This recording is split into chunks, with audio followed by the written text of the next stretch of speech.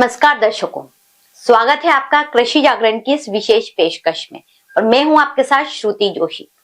कृषि जागरण हमेशा आपके लिए नई पहल करता रहता है। सूचना और शिक्षा कैसे आप तक पहुंचे, यही कार्य है कृषि जागरण का। और 12 भाषाओं में हमारे न्यूज पोर्टल, पत्रिका और सोशल मीडिया प्लेटफॉर्म्स हैं।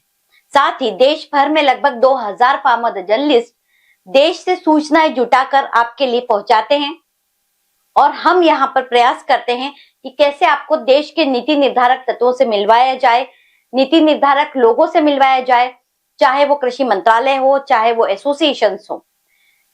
इन सब प्रयासों के पीछे जो सोच है वो है एमसी डोमिनिक सर की, जो कि कृषि जागरण के फाउंडर और एडिटर इन चीफ है। उनके ही किसान हितैषी विचारधारा का परिणाम है कि कृषि जागरण आपके लिए हमेशा नई नई चीजें लेकर आता है, चाहे वो मिलेनियल फार्मर ऑफ इंडिया हो, चाहे वो फार्मर द जर्नलिस्ट हो, चाहे वो फार्मर द ब्रांड हो। और इसी क्रम में हम एसोसिएशन से भी आपको रूबरू करवाने का प्रयास कर रहे हैं कि देश की एसोसिएशन किस तरह कार्य कर रही है। आज मैं आपको मिलवाने वाली हूं सीड एसोसिएशन ऑफ इंडिया के executive director doctor Y R Meena से, जो कि कृषि क्षेत्र में पीएचडी हैं, अनुभवी हैं और वो आपको बताएंगे कि कैसे सीड कंपनीज देश भर में कार्य कर रही हैं, नेशनल सीड एसोसिएशन किस तरह किसानों की बेहतरी के लिए और सीड कंपनीज के लिए कार्य कर रहा है और आपको अच्छी गुणवत्ता के बीज किस तरह मिल सकते हैं। इन सब बातों के बारे में आपको इस वीडियो में जानकारी मिलने वाली है। आप बने रहिएगा अंत तक। तो अब मैं आपको रूबरू करवाने जा रही हूँ डॉक्टर वाई आर मीणा से। जी सर, नमस्कार, स्वागत है आपका आज के कार्यक्रम में। नमस्कार। मेरा आपसे पहला प्रश्न ये है कि ये जो भारतीय बीज संघ है, ये बनाने का क्या उद्देश्य है और ये देश भर में किस तरह से कार्य कर रहा है और लगभग कितनी बीज कंपनियां इस एसोसिएशन से जुड़ी हुई हैं?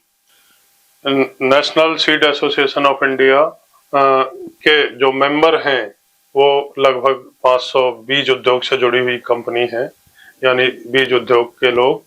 और इसको बनाने का जो मकसद था वो यही था कि बीज उत्पादन में अगर हमारे उद्योग हैं उनको कोई भी दिक्कत है, चाहे वो पॉलिसी से संबंधित हो या उनके व्यापार से संबंधित हो या बीज की जो गुणवत्ता है उससे संबंधित हो, उन सबको समय समय पर उसका कैसे निदान किया जाए। और सरकार और बीज उद्योग के बीच में एक ब्रिज का काम ये एसोसिएशन करता है। कोई भी समस्या उनकी होती है बीज उद्योग के लोगों की जो हमारे मेंबर हैं, तो उनकी हर चीज को टेकअप करना इस एनएसआई का मतलब दायित्व है। वो उसका समाधान करवाते हैं, चाहे राज्य सरकारों से संबंधित हो, कृषि एवं किसान कल्याण मंत्रालय भारत सरकार से संबंधित हो। तो कहने का मतलब है कि बीज उद्योग को बढ़ावा देना और किसी भी तरह की कोई अगर गलती कहीं से पकड़ में आ रही है बीज उद्योग में, चाहे वो बीज की गुणवत्ता से संबंधित हो, किस्मों से संबंधित हो, तो उन सब का भी निदान करवाना, ये सब बीज उद्योग से जुड़ी हुई जो चीजें हैं रोजमर्रा की, उन सब पर ये ध्यान रखता है मतलब हमारा national seed association of India. और जो 500 के आसपास इसके मेंबर हैं वो अलग अलग तरह के बीज उद्योग से जुड़े हुए हैं। वो अपना उत्पादन करते हैं, R&D यानी जो रिसर्च एंड डेवलपमेंट का काम है उसका भी उनके पास नेटवर्क है। फार्मों पे ट्रायल करना, उनकी टेस्टिंग करवाना, राज्य सरकारों के साथ मिलके भी उनकी टेस्टिंग करवाना, ये सब मतलब समय समय पर ये लोग करते हैं। जी, आप ये बताइए कि चूंकि देश की लगभग 500 बीज कंपनियां आपके साथ जुड़ी हुई हैं, तो आप बीज उद्योग की वर्तमान स्थिति को किस तरह से देखते हैं और इस क्षेत्र में क्या चुनौतियां हैं इस वक्त? बीज उद्योग की हालत हम माली तो नहीं कह सकते, बहुत अच्छी है और लेकिन बहुत सुधार की भी गुंजाइश उसमें रहती है। कई तरह की आजकल टेक्नोलॉजी आ रही है तो उनको अपना करके, जैसे कुछ कंट्रोवर्सी भी होती है कई चीजों में, जैसे जेनेटिकली मॉडिफाइड जो किस्में हैं, बीटी कॉटन है, इनके बारे में तो कई बार मुद्दे अलग तरह के अगर होते हैं तो जो नीति निर्धारक हैं, जो मंत्रालय या सरकारी विभाग है, उनके साथ मिल के बैठकें करके उनका समाधान करवाना। और कुछ ऐसे तत्व भी होते हैं कि बीज की गुणवत्ता को पूरी तरह से मतलब सही नहीं रख के उसमें कुछ अपने नकली बीज आ जाते हैं या उसकी गुणवत्ता ठीक नहीं होती। तो ऐसी स्थिति में किसान भाइयों को बड़ा नुकसान होता है, तो उनको भी चेक करना, बीज की गुणवत्ता को बनाए रखना, उसके लिए भी हमारा जो NSI है, इसने एक एथिक्स कमेटी का जी बनाने का वो चल रहा है कि ऐसे लोगों को। दूसरा, एक ट्रेसेबिलिटी, जी मतलब बीज कहाँ पैदा किया गया, वो बीज कहाँ पर गया, कैसे गया, तो खेत से लेके किसान के यहाँ तक जब उसकी बुवाई करते हैं तब तक का पूरा उसका वो आकलन होता है उससे, ट्रेसेबिलिटी से। तो इसके लिए हमारा कृषि एवं किसान कल्याण मंत्रालय, भारत सरकार है, वो एक पोर्टल बना रहा है जिसका नाम है साथी पोर्टल। जी तो साथी पोर्टल पर उसकी पूरी डिटेल होगी, चाहे वो बीज हमारे भारतीय कृषि अनुसंधान परिषद के जो संस्थान है उनके द्वारा निकाली गई किस्में हो, या हमारी जो प्राइवेट इंडस्ट्री है, जो हमारे NSI के मेंबर हैं, उनकी कंपनियों द्वारा बीज निकाला गया हो, सबका साथी पोर्टल पर जब डिटेलिंग होगी, उस पर बार कोड वगैरह होगा, तो कहाँ से कहाँ वो सीड जा रहा है, अगर उसमें कोई भी त्रुटि पाई गई तो उसको चेक करके जहां से वो प्रोड्यूस किया गया है वहां उनको पकड़ा जा सकता है और उनको पनिशमेंट दिया जा सकता है, जिससे हमारे किसान भाई हैं उनको किसी भी तरह का कोई नुकसान ना उठाना पड़े। तो कई तरह की चीजें हैं जिन पर बराबर काम चल रहा है। जी तो ये हमारा जो national seed association of India है, मेनली कृषि एवं किसान कल्याण मंत्रालय, भारत सरकार, भारतीय कृषि अनुसंधान परिषद के जो संस्थान है उनके साथ, और उनकी बीज उद्योग जो हमारा है, उनकी कोई भी दिक्कत है या सरकार की तरफ से कोई ऐसी नीति निर्धारक चीजें तय होती हैं उनको लागू करवाना, ये सब काम के लिए हमारा ये संस्थान हमेशा तत्पर रहता है। और समय समय पर लोगों को जागरूक करने के लिए उसमें बीज उद्योग से जुड़े हुए लोग हैं, हमारे वैज्ञानिक लोग हैं, और राज्य सरकारों के जो अधिकारी हैं जो फील्ड में कार्य करते हैं, जिनका सीधे किसान भाइयों से संपर्क होता है, उन सबको समय समय पर ट्रेनिंग वर्कशॉप और ये इस तरीके के जो प्रदर्शनी मेले, इनके माध्यम से उनको जागरूक किया जाता है। इसी कड़ी में हमारा एक ISC हम बोलते हैं, इंडियन सीड कांग्रेस, एक वार्षिक हमारा इवेंट होता है, national seed association of India का बड़ा इवेंट है, लगभग 500 के आसपास उसमें हमारे इंडस्ट्री एसोसिएशन के जो लोग हैं, उद्योग जगत के बीच के, वो पार्टिसिपेट करते हैं। विदेशों से भी बहुत सी कंपनी के लोग यहाँ पर आके पार्टिसिपेट करते हैं। तो इसमें 3 दिन का ये होता है। अभी जो हमारा इस साल होने वाला है, ये 23 से 25 फरवरी होटल अंदाज, एरो सिटी, नई दिल्ली में ये हम आयोजित करेंगे। एक मकसद हमारा सिर्फ ये होता है कि बीज जगत जो हमारा उद्योग है उसको कैसे बढ़ावा मिले, बीजों की गुणवत्ता में बिल्कुल कोई मिलावट का कहीं से वो नहीं आए, और किसान तक सही समय पर सही गुणवत्ता के सही किस्मों के बीज पहुंचाए जाएं, जिससे कम से कम संसाधनों से हमारे जो किसान भाई हैं, बीज को अल्टीमेटली यूज तो किसानों को ही करना है, वो कैसे और बेहतर मतलब पैदावार ले सके, जिससे उनको अपने खेती किसानी से अच्छा मुनाफा मिल सके, अच्छा व्यवसाय हो सके। तो यही प्रयास हम लोगों का रहता है, और हमारा एसोसिएशन भी बहुत जगह हम लोग भी भाग लेते हैं, क्योंकि दूसरे ऑर्गेनाइजेशन भी ऐसे कार्यक्रम करते हैं। हमारा जैसे अभी नेशनल सीड कांग्रेस हुआ था बनारस में, कृषि एवं किसान कल्याण मंत्रालय ने आयोजित किया, हमारे कई ऑफिसर्स को हमने वहां भेजा था। चाइना में एक एप्सा करके है, एशिया पैसिफिक सीड एसोसिएशन, उसने एक प्रदर्शनी लगाई थी बड़ी, काफी बड़ा कार्यक्रम था। हमारे इंडस्ट्री के करीब 10, 12, 15 लोग वहां पर गए थे, सीड एसोसिएशन के भी अधिकारी कुछ गए थे वहां पर।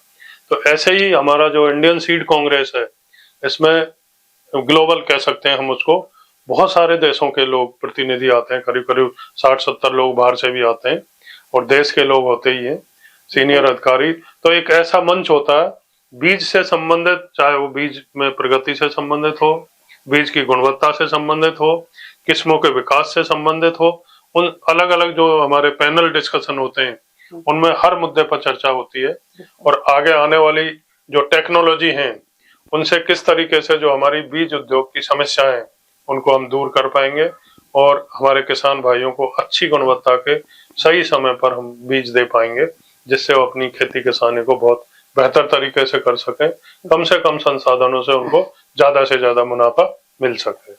जी, आपने अभी ये इंडियन सीड कांग्रेस के बारे में बताया, जो कि 23 से 25 फरवरी तक होने वाली है। यहाँ पर दिल्ली में, तो किसान भाइयों इसमें आपको बहुत बेहतर जानकारियां मिलने वाली है। आपके संगठन का क्या रुख है जेनेटिकली मॉडिफाइड बीजों को लेकर? जेनेटिकली मॉडिफाइड सीड या जीएम सीड जो हम बोलते हैं, कॉटन पर काफी काम हो रहा है उसमें, और सरकार भी सपोर्ट कर रही है।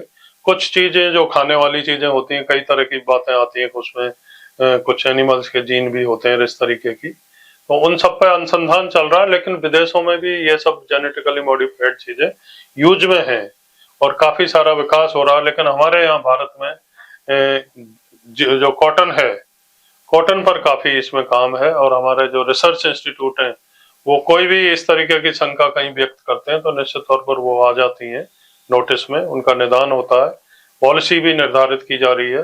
लेकिन लोगों में बाहर काफी कंफ्यूजन है कि जीएम सीड को अपनाया जाए नहीं अपनाया जाए, तो इसके लिए समय समय पर प्रचार प्रसार करके, लेकिन फेज मैनर में चल रहा है। कॉटन में काफी अडॉप्ट किया है और बहुत अच्छा उससे फायदा भी हो रहा है। जेनेटिकली मॉडिफाइड सीड में मेनली यही है कि जो खासकर जो नुकसान पहुंचाने वाले जीव हैं, बीमारियां हैं, पेस्ट हैं, ऐसा कुछ उसमें डाला जाता है कि वो पेस्ट खुद ब खुद अगर उस पर अटैक करता है तो मर जाते हैं। तो बहुत सी चीजें हैं, अच्छा मतलब बाहर से उसमें समावेश किया जाता है उन चीजों का उनके जीन में। सरकार की तरफ से प्रयास किए जा रहे हैं कि जैविक खेती को काफी बढ़ावा दिया जा रहा है। अगर अभी की बात करें तो अभी जो विंटर सेशन हुआ उसमें भी जो है नेचुरल फार्मिंग मिशन से संबंधित नए पॉइंट सामने आए और उसको देश भर में लागू करने की बात की गई। अगर हम जैविक खेती पे आए तो जैविक खेती और जैविक बीजों, इनके लिए बाजार के क्या अवसर है? बाजार के बहुत अवसर हैं। मैंने, आपको पता है, मैं केंद्रीय कृषि एवं किसान कल्याण मंत्रालय में वैसे विस्तार संभाग में रहा। मैंने लगभग 4.5-5 साल ये जो नेचुरल फार्मिंग या जैविक खेती, इसमें भी मैंने काम किया था डिवीजन में, मेरे पास एडिशनल चार्ज था। तो तब से चल रहा था प्राकृतिक खेती का भी, जैविक खेती, प्राकृतिक खेती, उसको अभी सरकार ने एक मिशन मोड में अप्रूव किया है। पिछले कुछ दिनों पहले आपने देखा होगा, समाचार पत्रों में भी आया था। तो मकसद यही है सरकार का, केमिकल से कैसे बचा जाए। तो बीज भी जैविक विधि से, जब बीज तैयार कर रहे हैं तो उस फसल पर भी कोई केमिकल या इंसेक्टिसाइड, पेस्टिसाइड का इस्तेमाल नहीं हो। बीज भी जैविक हो तो वो आगे जैविक वो आएगा उत्पाद। तो इस पे सरकार की पॉलिसी है, सरकार वित्तीय सहायता इसमें दे रही है किसान भाइयों को। और हमारा जो कृषि मंत्रालय है भारत सरकार का, वो इन योजनाओं को जहां भी चलाता है, राज्य सरकारों के माध्यम से चलती है, राज्य सरकारों का भी पैसा लगता है, शेयर उनका भी होता है। तो इस तरीके से प्राकृतिक खेती या जैविक खेती के प्रति लोगों की जागरूकता बहुत बड़ी है, और आज मांग है जैविक उत्पादों की बाजार में। हर कोई खरीदना चाहता है, केमिकल फ्री हमें मिल जाए, उसके लिए वो बढ़ के भी दाम देने को तैयार है। तो अच्छा व्यवसाय, कई किसान भाई काफी अच्छा कमा रहे हैं इससे। जी, इसी में अगर हम बात करें तो जैसा कि national seed association of India का काम है कि वो बीज उद्योग और कृषि और अपनी जो कृषि सरकार है, कृषि एवं किसान कल्याण मंत्रालय, इनके बीच में एक ब्रिज का काम करती है। तो इसी दृष्टि से यदि हम देखें तो जो वर्तमान में कृषि नीति है, कृषि कानून है, जो योजनाएं हैं, इनमें बीज उद्योग की दृष्टिकोण से यदि हम देखने का प्रयास करें तो किस तरह के सुधार की आवश्यकता आपको नजर आती है, और आपका संगठन क्या पहल कर रहा है कृषि नीति में बीज उद्योग के लिए? आपका बड़ा अच्छा सवाल है, और खासकर बीज उद्योग से संबंधित अगर हम बात करते हैं तो कई तरह के डिस्कशन होते हैं आजकल। एक वन नेशन वन लाइसेंस हो, पूरे देश के लिए कोई भी बीज उद्योग का आदमी या सीड इंडस्ट्री कहीं भी अपना बीज तैयार कर रही है तो उसको आजादी हो, वहां जो लाइसेंस मिलता है वो किसी भी राज्य में कहीं भी उसका व्यवसाय कर सके। अभी स्टेट वाइज उस तरीके का है, तो उसका प्रयास चल रहा है। और दूसरा है ये ट्रेसेबिलिटी, ये सब चीजें तो हैं ही। इसके अलावा कुछ राज्य सरकारें, जो अभी उड़ीसा में भी हुआ, राजस्थान में भी कुछ ऑर्डर हुए, वो अपने जो रिलीज्ड वैरायटी है उसमें भी टेस्ट ट्रायल चालू कर देते हैं। तो कोई भी किस्म अगर कहीं से रिलीज होती है बीज की, उसका एक प्रक्रिया है, उसकी बाकायदा ट्रायल होती है, चाहे वो कृषि विश्वविद्यालयों में हो, कृषि अनुसंधान संस्थान है उनमें हो, या सीड इंडस्ट्री के अपने रिसर्च सेंटर है, उनके R&D जो विंग है वो अपने वहां पूरी ट्रायल करके तब किस्मों को रिलीज करते हैं। तो उसके बाद अगर फिर से उसको राज्य सरकारें करने लगे तो उसमें टाइम निकल जाता है, 2-3 साल निकले, उसके बाद में तो और किस्में आ जाती हैं। तो ऐसी कोशिश है कि वो एक वन नेशन वन लाइसेंस हो, सब जगह एक बार रिलीज होगी किस्म, उसको कहीं कोई हर्डल नहीं आए, पूरे देश में वो व्यवसाय कर सके, तो उसका प्रयास चल रहा है। और कुछ ऐसे हैं बीज जो टीएल सीड बोलते हैं, जिनको उड़ीसा वगैरह में दिक्कत अभी थी कि वहां रोक दिया था उनको, जो कि सीड लॉ है उसके हिसाब से टीएल सीड को भी भले ही उसका अलग से सर्टिफिकेशन नहीं हो, उसको भी मान्यता दी गई है उसको व्यवसाय करने का, वो क्वालिटी उसकी वही होती है। तो ये सब छोटी मोटी चीजें हैं, तो इस तरीके से उसका समाधान हो सकता है। बाकी तो सीड इंडस्ट्री के लोग जो खासकर बड़ी किस्में हैं या कोई जिन ज्यादा महंगे बीज हैं, हाइब्रिड सीड सरकार में बहुत कम पैदा करने का वो है, ज्यादातर हमारे इंडस्ट्री के लोग ही करते हैं। सब्जियों के बीज हैं, मतलब काफी महंगे होते हैं, वो बड़े प्रयास से पैदा होते हैं। हाँ, धान के इनके जैसे चावल है, गेहूं है, दूसरी फसलें हैं, बाजरा, ये सब हमारे इंस्टीट्यूट भी करते हैं। लेकिन हाइब्रिड सीड का जो काम है अभी तक सीड इंडस्ट्री के उस पर ज्यादा उसकी जिम्मेदारी है, और वही पैदा करके लोगों को उपलब्ध कराते हैं। बहुत सी इंटरनेशनल टाइप की सीड कंपनी है अपने देश में, वो बड़े स्तर पर करते हैं, वो भारत में भी सप्लाई करते हैं, एक्सपोर्ट भी उनका होता है। तो एक्सपोर्ट भी बढ़ा के अगर हम चाहें तो अपने यहाँ का जो फॉरेन वो है करेंसी, उसका वो भी बढ़ा सकते हैं। बिल्कुल, मेरा अगला प्रश्न इसी से संबंधित था। जैसे कि आपने हाइब्रिड जो सीड की बात की है, तो किसान भाइयों, जो हाइब्रिड सीड है वो भी आपके लिए ज्यादा जरूरी इस तरह से हो सकते हैं कि उसमें ध्यान रखा जाता है कि जीन में सुधार करके किस तरह से जो फसलों का बौनापन है वो दूर किया जाए, रोग प्रतिरोधी किस्में विकसित की जाए। तो हाइब्रिड सीड इस तरह से किसानों के लिए लाभकारी हो सकते हैं कि उनको फिर बाद में किसी तरह के पेस्टिसाइड वगैरह का छिड़काव नहीं करना पड़ेगा, और पहले ही रोग प्रतिरोधी किस्में बन जाएगी। उसी में उन बीजों का आप जो पौधा है उसका आकार निर्धारित करना, उसकी गुणवत्ता निर्धारित करना, ये सारा हाइब्रिड सीड के निर्माण के द्वारा बीज कंपनियां कर रही हैं। और वास्तव में नवाचार और प्रौद्योगिकी कृषि उत्पादन को किस तरह बढ़ा सकते हैं, इसी बारे में अभी आपने जानकारी दी। एक और प्रश्न है कि यदि हम बीज उद्योग में स्थिरता की बात करें तो स्थिरता को कैसे सुनिश्चित कर सकते हैं हम छोटे किसानों के लिए? बीज उद्योग में स्थिरता की जो बात है, ये इन्हीं चीजों से होती है कि एक तो मानक हमारे जो हम तय करते हैं उसको पूरी तरह से अनुपालना हो। सीड किसानों को जो मिल रहा है उसमें कहीं भी कोई वो मिलावट का या इस तरीके का फर्जीवाड़ा नहीं हो, और उसके लिए काफी प्रयास चल रहे हैं। बहुत से मैकेनिज्म बन गए, साथी पोर्टल उनमें से एक है, तो ट्रेसेबिलिटी इससे वो सब उसका निदान होगा। बाकी हाइब्रिड सीड जिसकी हम बात कर रहे हैं वो काफी महंगे होते हैं, और उनका ज्यादातर जो उत्पादन है वो सीड इंडस्ट्री के लोग करते हैं। तो वो ये ध्यान करके किए जाते हैं कि किसमें किसानों को उसी हिसाब से उपलब्ध होनी चाहिए जो जिस परिस्थिति में रह रहा है। कहीं सूखा की स्थिति है, कहीं हीट बहुत ज्यादा तापक्रम होता है तो हीट टॉलरेंट वैरायटी है, कम से कम पानी में पैदा होने वाली किस्में हैं, या शॉर्ट ड्यूरेशन, कई बार इतना टाइम नहीं मिलता, अगला मौसम ऐसा हो जाता है कि आपकी फसल नष्ट हो जाती है, तो शॉर्ट ड्यूरेशन मतलब कम से कम समय में पक के तैयार होने वाली किस्में।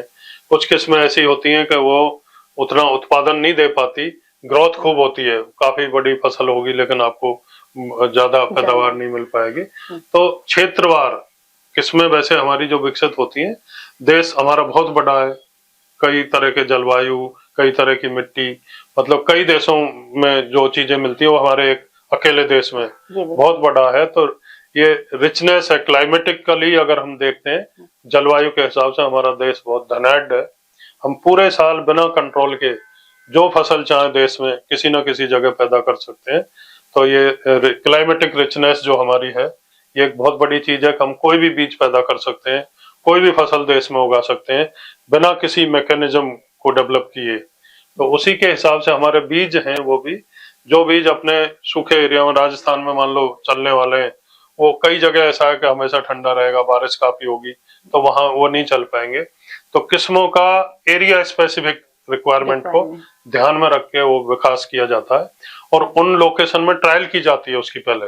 बिल्कुल। ये नहीं सीधे किसान को चला गया, उनकी अलग अलग सेंटर्स पे ट्रायल की जाती है। जब वो सक्सेसफुली और ग्रो होते हैं तो उसके बाद में फिर उनको बढ़ावा दिया जाता है कि भाई ये राजस्थान के लिए सुटेबल है। हमारे जो नेशनल सीड कॉर्पोरेशन है, ये भी उन पर लेवल पे लिखा रहता है कौन सी किस्म कहाँ के लिए है। ऐसे ही भारतीय कृषि अनुसंधान परिषद के जो संस्थान है, वो कोई भी किस्म निकालते हैं तो कौन कौन स्टेट के लिए वो बेस्ट है, वो उसमें पहले ही बता देते हैं, जिससे कोई गलत तरीके से उसको इस्तेमाल नहीं करे। उसका टाइम कौन सा सही है लगाने का, ये भी उस पर लिखा रहता है। कुछ किस्में होती हैं अगेती, कुछ उसके 1 महीने बाद भी आप बो सकते हैं। और मान लो आपके खेत किसी दूसरी फसल से एंगेज है तो उसकी कटाई के बाद आप लेट भी लगा सकते हैं, तो भी आपको पैदावारी अच्छी मिलेगी, बशर्ते आप किस्मों का चयन सही तरीके से करें। बिल्कुल। हाँ, तो अनुसंधान बहुत हुआ है, टेक्नोलॉजी किस्में सब कुछ उपलब्ध है हमारे यहाँ। सिर्फ सही समय पर सही सलाह किसान भाइयों को मिले, उनको अच्छी गुणवत्ता के बीज टाइम से मिल जाए, तो मेहनती हैं हमारे किसान। बिल्कुल, आपने सही बात कही। नेशनल सीड एसोसिएशन का काम ही यह है कि किस तरह बेहतर रिसर्च हो सके, अनुसंधान हो सके और उच्च गुणवत्ता युक्त किसानों तक बीज पहुंच सके। इसी में एक प्रश्न बनता है कि जैसे अभी आपने बात की कि इंडियन सीड कांग्रेस भी आप ऑर्गेनाइज कर रहे हैं, हर साल होती है इंडियन सीड कांग्रेस भी, तो दुनिया के जो दूसरे देश हैं उन सबके साथ नेशनल सीड एसोसिएशन का क्या रुख है, उन सबके साथ किस तरह के टाई अप्स होने जा रहे हैं और किस तरह का हम एक्सपोर्ट में भारत आगे सीड एक्सपोर्ट के मैटर में देश आपसे क्या अपेक्षा कर सकता है? जी बिल्कुल, सीड एक्सपोर्ट इंपोर्ट इसके भी काफी जो हमारे कॉन्फ्रेंस सेमिनार होते हैं, इनमें डिस्कशन होते हैं। और इंटरनेशनल लेवल पर जैसे मैं अभी बता रहा था, चाइना में हमारे लोगों ने पार्टिसिपेट किया, 2 कंट्रियों में किया है अभी। और अगली साल का एक एएससी होता है, एशिया पैसिफिक जो सीड कॉन्फ्रेंस है ना, उसकी भी हम मतलब होस्ट कंट्री रहेंगे इस बार। मतलब हमारा national seed association of India और सीड फेडरेशन ऑफ इंडिया ये मुंबई में उसको ऑर्गेनाइज करेंगे। और उसमें ग्लोबल है, वो एशिया पैसिफिक है मतलब, तो उसमें बहुत कंट्रीज के लोग आते हैं, सब पार्टिसिपेट करेंगे। तो कहने का मतलब हम उस तरीके की चीजें भी करते हैं और कोशिश होती है फॉरेन डेलीगेट्स हमारे ज्यादा से ज्यादा आते भी हैं। ये हमारे जो इंडियन सीड कांग्रेस में भी मैं बता रहा था, 70-75 लोग करीब करीब बाहर से फॉरेन कंट्रीज से आते हैं। तो सबके साथ वहां से जनरली हर जगह, जैसे हमारे यहाँ सीड एसोसिएशन है, अदर कंट्रीज में भी है, तो सीड एसोसिएशन वाले वैसे भी डेलीगेट्स आते हैं बीच बीच में। पिछले महीने आए थे अर्जेंटीना के लोग, तो यहाँ पे हमने उनके साथ मीटिंग की थी और काफी सारी चीजों पर डिस्कशन किया। उनके यहाँ कौन से बीज बेहतर क्वालिटी के हैं और क्या उनका वो ट्रेड वगैरह कैसे हो सकता है। वैसे ही हमारे यहाँ से तो ट्रेड डील होती हैं। और हमारा इंडियन सीड एसोसिएशन है, इसमें एग्जीबिशन कॉन्फ्रेंस के अलावा ट्रेडिंग का बिजनेस के लिए ट्रेड टेबल्स भी होती हैं। वो लोग बाकायदा बुक करते हैं ट्रेड रूम, ट्रेड टेबल्स, 4 लोग मिल के बैठ के उस पर डिस्कस करते हैं चीजों को, डीलिंग होती है, उनके कॉन्ट्रैक्ट वगैरह, ऑर्डर वगैरह आपस में, तो बिजनेस मिलता है उनको। वर्ष 2025 को लेकर नेशनल सीड एसोसिएशन की क्या योजना है? इंडियन सीड कांग्रेस तो एक योजना है, उसके अलावा आप क्या इस वर्ष में करने वाले हैं? और एक महत्वपूर्ण प्रश्न जो मैं अंतिम प्रश्न के रूप में आपसे करना चाहूंगी कि कृषि और बीज उद्योग, इनके भविष्य को लेकर आपका क्या दृष्टिकोण है? कृषि और बीज उद्योग का भविष्य तो मैं तो कहूंगा कि अच्छा ही है, क्योंकि कृषि तो एक आधार है जीवन का, बीज कृषि का आधार है। क्योंकि आप कुछ भी करते रहो, करीब करीब 30% तक जो प्रभाव है बीज से सीधे पड़ता है उत्पादन पर।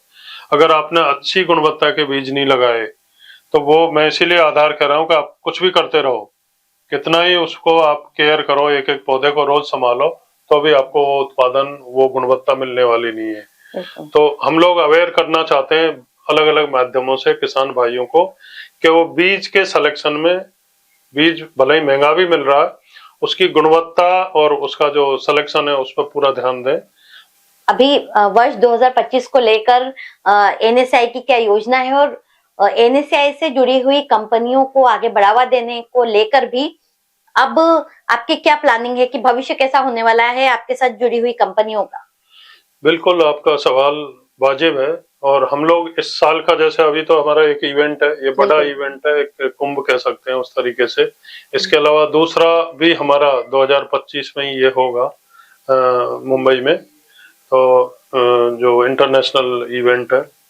इसके अलावा हम लोग लगातार प्रयास करते हैं, हमारे लोग जो सीड इंडस्ट्री के और भी लोग कुछ बचे हैं जो मेंबर नहीं होंगे, उनको मोटिवेट करके कि आप सीड एसोसिएशन से जुड़े, उनको फायदा रहता है। फिर उनकी कोई भी समस्या, कोई भी शंका, कहीं मान लो टैक्स से संबंधित है, जीएसटी से संबंधित है, या उनको ट्रेड करने में कहीं दिक्कत आ रही है, तो सीधे तौर पर वो national seed association of India को लिखते हैं, और फिर हम उसको देखते हैं कि ये जो मुद्दा उठाया किसी भी सीड इंडस्ट्री के लोगों ने, वो केंद्र सरकार से संबंधित है या राज्य सरकार से, उन सरकारों के साथ हम उसको टेकअप करते हैं। बिल्कुल। तो मीना जी, आपने कृषि जागरण से बहुत ही महत्वपूर्ण बात की और हमारे किसान भाइयों को अच्छी जानकारी दी। इसके लिए आपका बहुत बहुत धन्यवाद। आपका भी बहुत बहुत धन्यवाद। नमस्कार। तो किसान भाइयों, अभी आज इस पूरे वक्तव्य में आपने जाना कि बीज उद्योग किस तरह से कार्य कर रहा है, किस तरह आप बेहतर गुणवत्ता के बीजों का उपयोग करके उत्पादन क्षमता बढ़ा सकते हैं, कम लागत में अधिक मुनाफा पा सकते हैं। कृषि जागरण आपके लिए हमेशा ऐसी पहल करता रहता है और ऐसी जानकारियां लेकर आता रहता है। कृषि से संबंधित हर महत्वपूर्ण जानकारी के लिए बने रहिए कृषि जागरण के साथ। नमस्कार।